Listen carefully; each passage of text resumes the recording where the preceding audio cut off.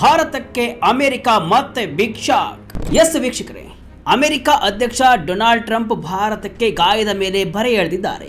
ಈಗಾಗಲೇ ಮಧ್ಯಪ್ರಾಚ್ಯದ ಯುದ್ಧದಿಂದ ಆರ್ಥಿಕ ಸಂಕಷ್ಟದಲ್ಲಿರುವಂತಹ ಭಾರತಕ್ಕೆ ಮತ್ತೆ ಸುಂಕದ ಬರೆಯನ್ನು ಹಾಕ್ತಿದ್ದಾರೆ.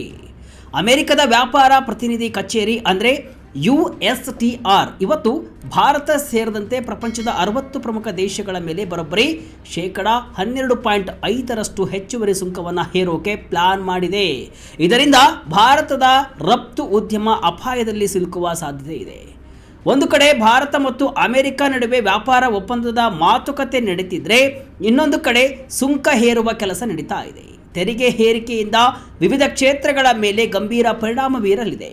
ಹಾಗಾದರೆ ಅಮೆರಿಕ ಈಗ ಸಡನ್ಲಿ ಭಾರತದ ಮೇಲೆ ಹೆಚ್ಚುವರಿ ತೆರಿಗೆ ಹಾಕಲು ಕಾರಣವೇನು? ಏನಿದು ಸೆಕ್ಷನ್ 301 ರಹಸ್ಯ? ಬಲವಂತದ ಕಾರ್ಮಿಕ ಪದ್ಧತಿ ಅಂದರೆ ಏನು? ಭಾರತದ ಯಾವೆಲ್ಲ ಉದ್ಯಮದ ಮೇಲೆ ಹೊಡೆತ ಬೀಳಲಿದೆ? ಒಂದು ಕಂಪ್ಲೀಟ್ ರೋಚಕ ರಿಪೋರ್ಟ್ ಇಲ್ಲಿದೆ. ಕೊನೆ ತನಕ ಮಿಸ್ ಮಾಡದೆ ಈ ವಿಡಿಯೋವನ್ನು ನೋಡಿ. ನಾನು ಶಿವಮೂರ್ತಿ ಸೊರಬ. ಏನಿದು ಬಲವಂತ ಕಾರ್ಮಿಕ ಪದ್ಧತಿ?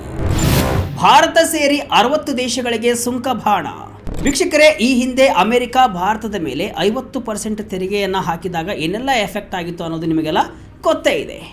ಈಗ ಅಮೆರಿಕ ಮತ್ತೆ ಭಾರತದ ಮೇಲೆ 12.5% ಅಷ್ಟು ತೆರಿಗೆ ಹಾಕಲು ರೆಡಿಯಾಗಿದೆ.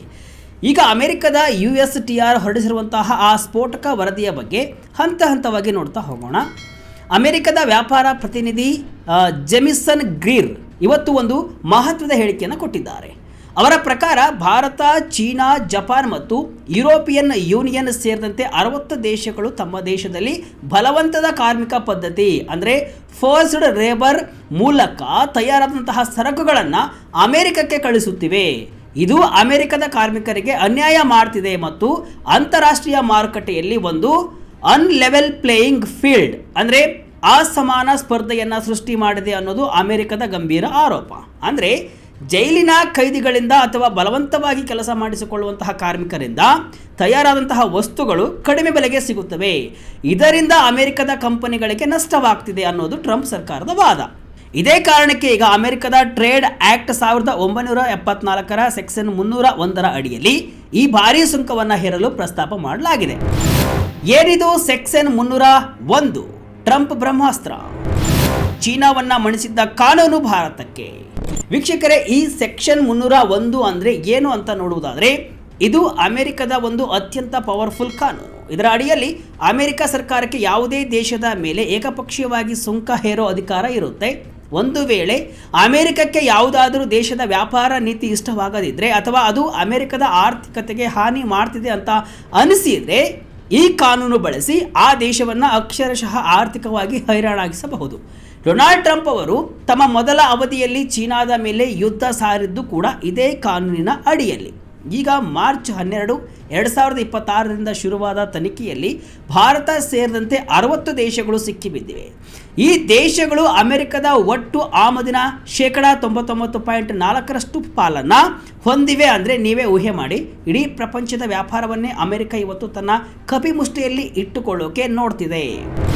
ಭಾರತಕ್ಕೆ 12.5% ಸುಂಕ, ಪಾಕ್ಗೆ ಕೇವಲ 10%. ಅಮೆರಿಕ ಮಾಡಿದ ಆ 2 ಕೆಟಗರಿ ರಹಸ್ಯವೇನು? ವೀಕ್ಷಕರೇ, ಅಮೆರಿಕ ಇಲ್ಲಿ ದೇಶಗಳನ್ನು 2 ಭಾಗವಾಗಿ ವಿಂಗಡಿಸಿದೆ. ಯಾವ ದೇಶಗಳಲ್ಲಿ ಬಲವಂತದ ಕಾರ್ಮಿಕ ಪದ್ಧತಿಯ ವಿರುದ್ಧ ಕಾನೂನು ಇದೆ ಆದರೆ ಅದು ಸರಿಯಾಗಿ ಪಾಲನೆ ಆಗ್ತಿಲ್ಲವೋ ಅಂತಹ ದೇಶಗಳಿಗೆ 10% ಸುಂಕ. ಈ ಪಟ್ಟಿಯಲ್ಲಿ ಯುರೋಪಿಯನ್ ಯೂನಿಯನ್, ಕೆನಡಾ, ಇಂಡೋನೇಷ್ಯಾ ಮತ್ತು ಪಾಕಿಸ್ತಾನ ಕೂಡ ಇದೆ. ಇನ್ನು 12.5% ಸುಂಕ. ಈ ಪಟ್ಟಿ ಅತ್ಯಂತ ಡೇಂಜರಸ್. ಯಾವ ದೇಶಗಳಲ್ಲಿ ಈ ಪದ್ಧತಿಯನ್ನು ತಡೆಯೋಕೆ ಕಾನೂನು ಇಲ್ಲ ಮತ್ತು ಕಟ್ಟುನಿಟ್ಟಿನ ಕ್ರಮವೂ ಇಲ್ಲವೋ ಅಂತಹ ದೇಶಗಳಿಗೆ ಗರಿಷ್ಠ ಮಟ್ಟದ ಅಂದರೆ 12.5% ಸುಂಕವನ್ನು ಹೇರಲಾಗುತ್ತೆ.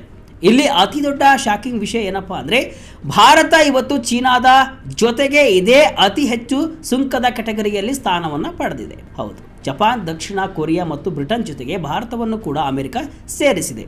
ಆದರೆ ಅಮೆರಿಕ ವಿರುದ್ಧ ಭಾರತದ ಉದ್ಯಮಿಗಳು ಈಗ ಆಕ್ರೋಶವನ್ನು ಹೊರಹಾಕಿದ್ದಾರೆ. ಭಾರತದ ಮೇಲೆ ಸರಿಯಾದ ಆಧಾರವಿಲ್ಲದೆ ಇಂತಹ ಗಂಭೀರ ಆರೋಪವನ್ನು ಅಮೆರಿಕ ಮಾಡ್ತಿದೆ ಅಂತ ಕಿಡಿಕಾರಿದ್ದಾರೆ. ಭಾರತದ ಯಾವೆಲ್ಲ ಸೆಕ್ಟರ್ಗೆ ಬೀಳುತ್ತೆ ಪೆಟ್ಟು? ವೀಕ್ಷಕರೇ, ಈ ಹೆಚ್ಚುವರಿ ಸುಂಕ ಜಾರಿಯಾದರೆ ನಮ್ಮ ದೇಶದ ಆರ್ಥಿಕತೆಗೆ ಅಕ್ಷರಶಃ ಸುನಾಮಿ ಬಿಡದಂತಾಗುತ್ತೆ. ವಿಶೇಷವಾಗಿ ಭಾರತದ ಹೆಮ್ಮೆಯ ಜವಳಿ ಉದ್ಯಮ ಅಂದರೆ ಟೆಕ್ಸ್ಟೈಲ್ಸ್ ಮತ್ತು ಅಪಾರೆಲ್ ಸೆಕ್ಟರ್ ಅಕ್ಷರಶಃ ಬೀದಿಗೆ ಬೀಳಬಹುದು. ಯಾಕಂದರೆ ಭಾರತದ ಬಟ್ಟೆಗಳಿಗೆ ಅಮೆರಿಕ ಅತಿದೊಡ್ಡ ಮಾರುಕಟ್ಟೆ. ಇನ್ನು ಸೌರಶಕ್ತಿ ಉಪಕರಣಗಳು ಅಂದರೆ ಸೋಲಾರ್ ಪ್ಯಾನಲ್ಸ್, ಮೈನಿಂಗ್ ಮತ್ತು ಎಲೆಕ್ಟ್ರಾನಿಕ್ಸ್ ಕ್ಷೇತ್ರಗಳಿಗೂ ಕೂಡ ಈ ಸುಂಕದ ಬಿಸಿ ತಟ್ಟಲಿದೆ. ಅಮೆರಿಕ ಈಗಾಗಲೇ ಚೀನಾದ ಕ್ಸಿಂಜಿಯಾಂಗ್ ಪ್ರಾಂತ್ಯದ ಸರಕುಗಳ ಮೇಲೆ ನಿರ್ಬಂಧವನ್ನು ಹಾಕಿದೆ. ಈಗ ಅದೇ ನೆಪದಲ್ಲಿ ಭಾರತದ ಮೇಲೂ ಕಣ್ಣಿಟ್ಟಿರುವುದು ಭಾರತೀಯ ಸರ್ಕಾರದ ನಿದ್ದೆಗೆಡಿಸಿದೆ. ವೀಕ್ಷಕರೇ ಗಮನಿಸಿ, ಇವತ್ತು ಭಾರತ ಮತ್ತು ಅಮೆರಿಕದ ಅಧಿಕಾರಿಗಳು ವ್ಯಾಪಾರ ಒಪ್ಪಂದದ ಬಗ್ಗೆ ಅಂದರೆ ಟ್ರೇಡ್ ಡೀಲ್ ಬಗ್ಗೆ ಜೂನ್ 2ರಿಂದ ಜೂನ್ 4ರವರೆಗೆ ಮಾತುಕತೆಯನ್ನು ನಡೆಸಿದ್ದಾರೆ. ಈ ಹೊತ್ತಲ್ಲಿ ಅಮೆರಿಕ ಇಂತಹ ಬಾಂಬ್ ಸಿಡಿಸಿರೋದು ಮಾತುಕತೆಯಲ್ಲಿ ಭಾರತವನ್ನು ಮಣಿಸೋಕೆ ಮಾಡಿರುವಂತಹ ತಂತ್ರವೇ ಅನ್ನೋ ಕೂಡ ಅನುಮಾನ ಕೂಡ ಈಗ ಮೂಡ್ತಾ ಇದೆ. ಮೋದಿ ಟ್ರಂಪ್ ಸ್ನೇಹಕ್ಕೆ ಎದುರಾಯ್ತಾ ಆರ್ಥಿಕ ವಿಘ್ನ. ಅಮೆರಿಕದ USTR ವರದಿಯಲ್ಲಿ ಭಾರತದ ಬಗ್ಗೆ ನೆಗೆಟಿವ್ ಹೇಳಲಾಗಿದೆ. ಭಾರತವು ಬಲವಂತದ ಕಾರ್ಮಿಕ ಪದ್ಧತಿಯನ್ನು ತಡೆಯುವಲ್ಲಿ ವಿಫಲವಾಗಿದೆ. ಭಾರತದ ಈ ನೀತಿಗಳು ಅಮೆರಿಕದ ವ್ಯಾಪಾರಕ್ಕೆ ಅಡ್ಡಿಪಡಿಸ್ತಿವೆ ಅಂತ ವರದಿಯಲ್ಲಿ ಉಲ್ಲೇಖಿಸಲಾಗಿದೆ. ಅಂದರೆ ನಮ್ಮ ದೇಶದ ಕಾನೂನು ವ್ಯವಸ್ಥೆಯನ್ನೇ ಅಮೆರಿಕ ಇವತ್ತು ಪ್ರಶ್ನೆ ಮಾಡ್ತಿದೆ. ಆದರೆ ಅಖಂಡ ಭಾರತ ಜಾಗತಿಕ ವೇದಿಕೆಯಲ್ಲಿ ಅಷ್ಟೇ ಸ್ವಾಭಿಮಾನದಿಂದ ತಲೆ ಎತ್ತಿ ನಿಂತಿದೆ ಭಾರತ. ಅಮೆರಿಕದ ಈ ಬೆದರಿಕೆಗೆ ಭಾರತ ಬಗ್ಗುತ್ತಾ ಅನ್ನೋದೇ ಈಗಿರುವಂತಹ ಕುತೂಹಲ. ಸದ್ಯಕ್ಕೆ ಈ ಪ್ರಸ್ತಾವನೆ ಇನ್ನು ವಿಮರ್ಶೆಯ ಹಂತದಲ್ಲಿದೆ. ಆದರೆ ಟ್ರಂಪ್ ಆಡಳಿತ ಶೈಲಿ ನೋಡಿದರೆ ಇದು ಯಾವುದೇ ಕ್ಷಣದಲ್ಲಾದರೂ ಕೂಡ ಜಾರಿ ಆಗಬಹುದು. ಅಂತಾರಾಷ್ಟ್ರೀಯ ಮಾರುಕಟ್ಟೆಯಲ್ಲಿ ತಲ್ಲಣ, ಜಾಗತಿಕ ಸಪ್ಲೈ ಚೈನ್ ಮೇಲೆ ಅಮೆರಿಕ ದಬ್ಬಾಳಿಕೆ. ವೀಕ್ಷಕರೇ, ಇವತ್ತು ಜಗತ್ತು ಅಕ್ಷರಶಃ 2 ಭಾಗವಾಗಿದೆ. ಒಂದು ಕಡೆ ಇರಾನ್ ಯುದ್ಧದಿಂದ ತೈಲ ಬೆಲೆ ಏರ್ತಿದೆ, ಇನ್ನೊಂದು ಕಡೆ ಅಮೆರಿಕ ಇಂತಹ ಸುಂಕಗಳನ್ನು ಹೇರುವ ಮೂಲಕ ಜಾಗತಿಕ ಸಪ್ಲೈ ಚೈನ್ ಕೂಡ ಅಂದರೆ ಸರಬರಾಜು ಸರಪಳಿಯನ್ನೇ ಕತ್ತರಿಸಿ ಹಾಕ್ತಿದೆ. ಅಮೆರಿಕದ ಈ ನಡೆಯಿಂದಾಗಿ ಬರೀ ಭಾರತಕ್ಕೆ ಮಾತ್ರ ನಷ್ಟವಲ್ಲ, ಅಮೆರಿಕದ ಜನರಿಗೂ ಬೆಲೆ ಏರಿಕೆಯ ಶಾಕ್ ತಟ್ಟುತ್ತೆ.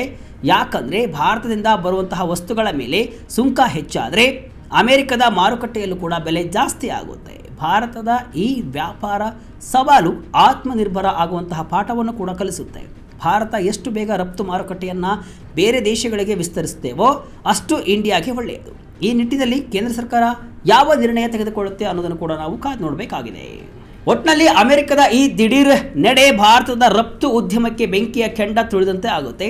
ಬಲವಂತದ ಕಾರ್ಮಿಕ ಪದ್ಧತಿಯ ನೆಪವೊಡ್ಡಿ ಸೆಕ್ಷನ್ 301 ಅಡಿಯಲ್ಲಿ 12.5% ಹೆಚ್ಚುವರಿ ಸುಂಕ ಹೇರಲು ಹೊರಟಿರುವುದು ಜಾಗತಿಕ ಮಾರುಕಟ್ಟೆಯಲ್ಲಿ ಭಾರತದ ಹಿಡಿತವನ್ನು ಸಡಿಲಗೊಳಿಸುವ ತಂತ್ರದಂತೆ ಕಾಣುತ್ತಿದೆ. ವಿಶೇಷವಾಗಿ ಜವಳಿ, ಸೌರಶಕ್ತಿ ಮತ್ತು ಎಲೆಕ್ಟ್ರಾನಿಕ್ಸ್ ವಲಯದ ಲಕ್ಷಾಂತರ ಉದ್ಯೋಗಿಗಳ ಭವಿಷ್ಯ ಈಗ ಅನಿಶ್ಚಿತತೆಯಲ್ಲಿದೆ. ಒಂದೆಡೆ ಉನ್ನತ ಮಟ್ಟದ ವ್ಯಾಪಾರ ಮಾತುಕತೆಗಳು ನಡೀತಾ ಇದ್ರೂ ಕೂಡ ಇಂತಹ ಕಠಿಣ ಪ್ರಸ್ತಾವನೆ ಬಂದಿರುವುದು ಅಮೆರಿಕದ ದ್ವಂದ್ವ ನೀತಿಯನ್ನು ಇಲ್ಲಿ ಎತ್ತಿ ತೋರಿಸುತ್ತೆ.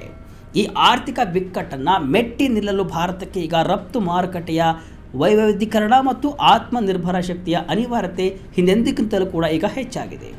ಅಮೆರಿಕದ ಈ ಆರ್ಥಿಕ ಬೆದರಿಕೆಗೆ ಭಾರತ ಸರ್ಕಾರ ಯಾವ ರೀತಿ ಪ್ರತ್ಯುತ್ತರವನ್ನು ಕೊಡಲಿದೆ ಎಂಬುದನ್ನು ಕೂಡ ಕಾದು ನೋಡಬೇಕಾಗಿದೆ. ಅಮೆರಿಕದ ಈ ಟಾರಿಫ್ ಬಗ್ಗೆ ನಿಮ್ಮ ಅಭಿಪ್ರಾಯವೇನು? ಕಮೆಂಟ್ ಮೂಲಕ ತಿಳಿಸಿ. ಇದಿಷ್ಟು ಇವತ್ತಿನ ವಿಶೇಷ. ಇದೇ ರೀತಿಯ ಹಲವು ವಿಶ್ಲೇಷಣೆ ಮಾಹಿತಿಯಷ್ಟೇ ಅಲ್ಲ, ಮನೋರಂಜನೆಯ ವಿಡಿಯೋಗಳಿಗಾಗಿ ವಿಜಯ ಕರ್ನಾಟಕ ವೆಬ್ಸೈಟ್, ಫೇಸ್ಬುಕ್ ಹಾಗೂ ಯೂಟ್ಯೂಬ್ ಪೇಜನ್ನು ಫಾಲೋ ಮಾಡಿ. ಧನ್ಯವಾದಗಳು.